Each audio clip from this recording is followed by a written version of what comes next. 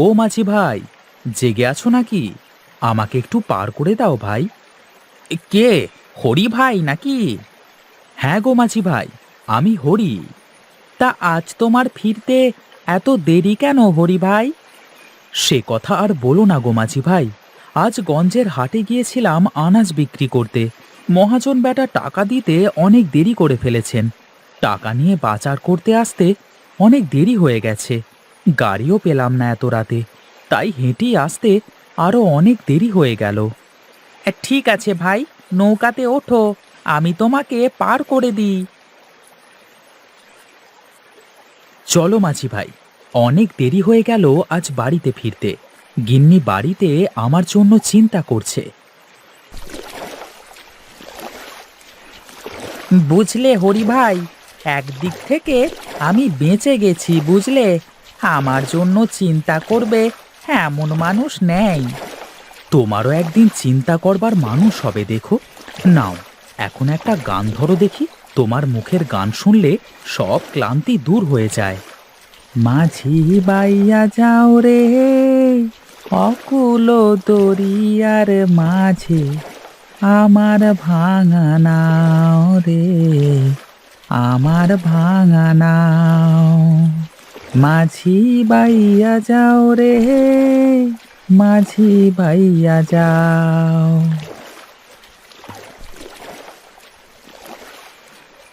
পাড়ে এসে পড়েছি দাদা। যাও, তাড়াতাড়ি বাড়িতে চলে যাও। এই নাও ভাই, টাকা।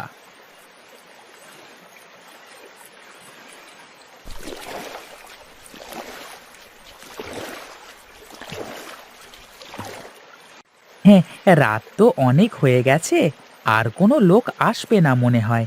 এখন একটু ঘুমিয়ে নি।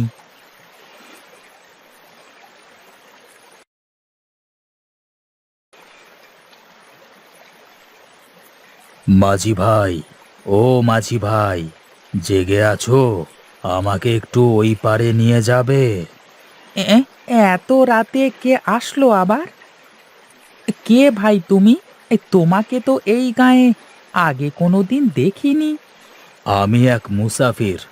আমার নির্দিষ্ট কোনো ঠিকানা নেই। আমাকে একটু পার করে দেবে ভাই? কেন নিয়ে যাব না? আমার কাজই তো মানুষকে নদী পার করে দেওয়া। ওঠো, তোমাকে পার করে দিই।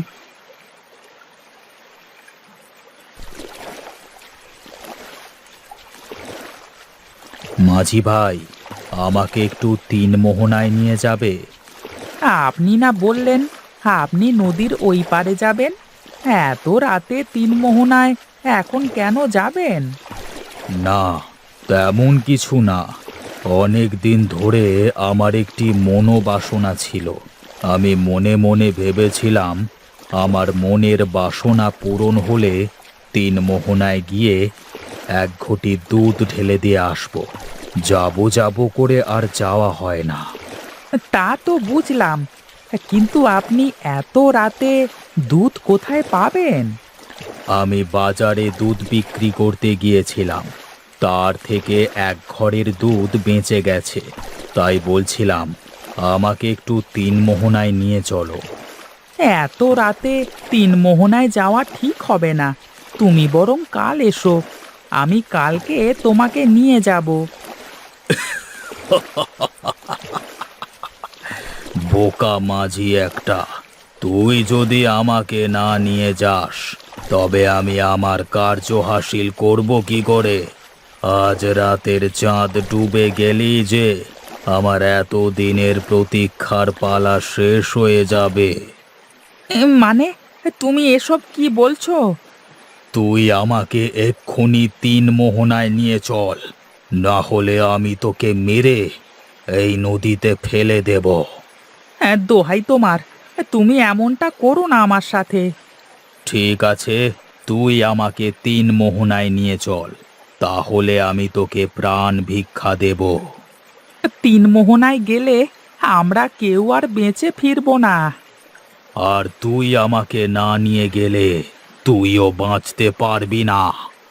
মরবার যখন এতই শখ হয়েছে তোমার, তখন চলো।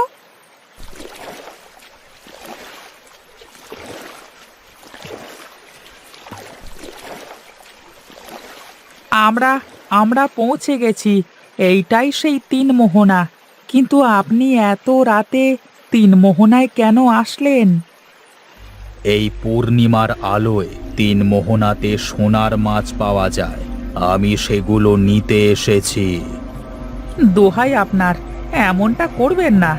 এমন করলে ঘোর অনর্থ হয়ে যাবে। এই মাছগুলো জলদেবীর মাছ। প্রতি বছর পূর্ণিমাতে এরা চাঁদের আলোয় এসে আয়ু বৃদ্ধি করে। এই মাছে হাত দিলে অনর্থ হয়ে যাবে। দেখি তোর জলদেবী আমার কি অনর্থ করে। আহ আমার চোখ, আমার চোখ!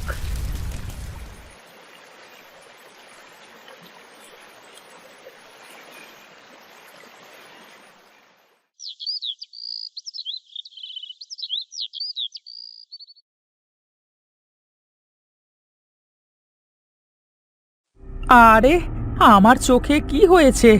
আমি কিছুই দেখতে পাচ্ছি না কেন? তবে কি আমি অন্ধ হয়ে গেলাম? কেউ আছেন আশেপাশে? কেউ আছেন? কে রে বাবা, তুই তুই এখানে কি করে এলি? আমি আমি কিছুই জানি না। আমার শুধু এইটুকু মনে আছে, কাল রাতে একটা লোক আমাকে জোর করে তিন মোহনায় নিয়ে গিয়েছিল। আর এখন আমি কিছুই দেখতে পাচ্ছি না। আমি অন্ধ হয়ে গেছি। কাল তো পূর্ণিমা ছিল।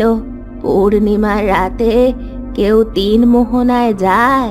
তুই চিন্তা করিস না বাবা, আমি তোর চোখের জ্যোতি ফিরিয়ে আনতে সাহায্য করব। তুমি সত্যি বলছো বুড়িমা? তুমি পারবে আমার চোখকে ঠিক করে দিতে? হ্যাঁ পারবো রে, নিশ্চয়ই পারবো। তুই এখন সোজা বরাবর উঠে চলে আয় দেখি আমার কাছে।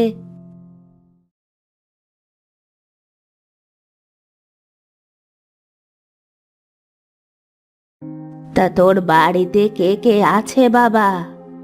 আমার এই দুনিয়ায় আপন বলে কেউ নেই বুড়িমা। আমার নিজের বলতে একটা নৌকা আছে।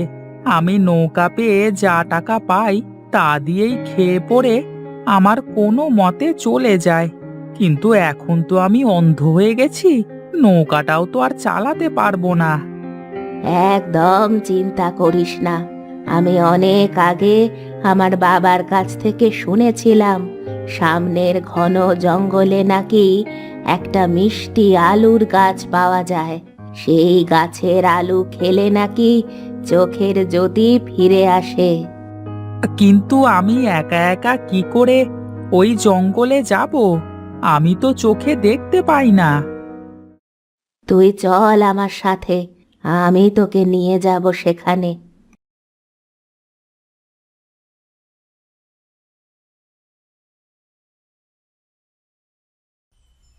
বুড়িমা, অনেকক্ষণ ধরে তো হাঁটছি, আর কত দূরে যেতে হবে? আমার বাবার কথা মতো আশেপাশেই তো হওয়ার কথা সে জায়গা। তুমি কি কোনোদিন গেছো সেই জায়গায়? না, যাইনি কখনো, কিন্তু আমার বাবার মুখে অনেকবার শুনেছি ওই জায়গাটার কথা। কি গো বুড়িমা, থেমে গেলে কেন? এই তো আমরা প্রায় চলে এসেছি। সামনে একটা গুহা দেখা যাচ্ছে। ওই গুহার মধ্যে গেলেই সেই মিষ্টি আলুর গাছ পাওয়া যাবে। তবে চলো, গুহার ভেতরে চলো।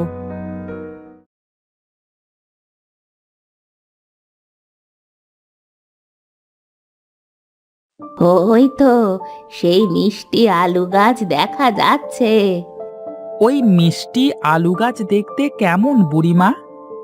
এই আলু গাছে মাটির নিচে আলু না ধরে গাছের গায়ে আলু ধরে।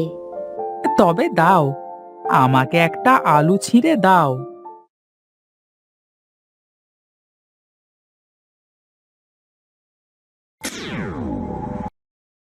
তোমাকে অনেক ধন্যবাদ বুড়িমা। আমি এখন সব দেখতে পাচ্ছি। আমি যে কি করে তোমাকে ধন্যবাদ দেব আমি সারা জীবন তোমার কাছে কৃতজ্ঞ থাকব। তুই আমার একটা কাজ করে দিবি বাবা? হ্যাঁ বুড়িমা, বলো, নিশ্চয়ই দেব। আমার তিন মোহনা দেখার খুব শখ। আমাকে তুই তিন মোহনায় নিয়ে যাবি? তুমি আমার চোখের জ্যোতি ফিরিয়ে দিয়েছ, আমি অবশ্যই তোমাকে তিন মোহনায় নিয়ে যাব। চলো আমার সাথে।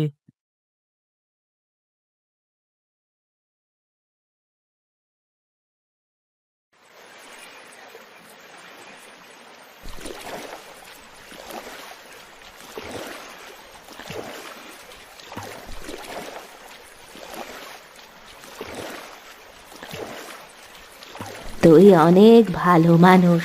আমি এখন চলি, আমার যাওয়ার সময় হয়েছে। সে কি, তুমি মাঝ নদীতে কোথায় যাবে? আমি কোনো বুড়ি না, আমি এই নদীর দেবী। আমার জাদুর প্রভাবে তুই অন্ধ হয়ে গিয়েছিলি, কিন্তু তোর তো কোনো দোষ ছিল না। আমার ভুলের কারণে তুই অন্ধ হয়ে গেছিলি, তাই আমি বুড়ির রূপ ধরে তোর চোখের জ্যোতি ফিরিয়ে দিয়েছি। মানে, তুমি এসব কি বলছো বুড়িমা? আমি তো কিছুই বুঝতে পারছি না। মজা করো না বুড়িমা।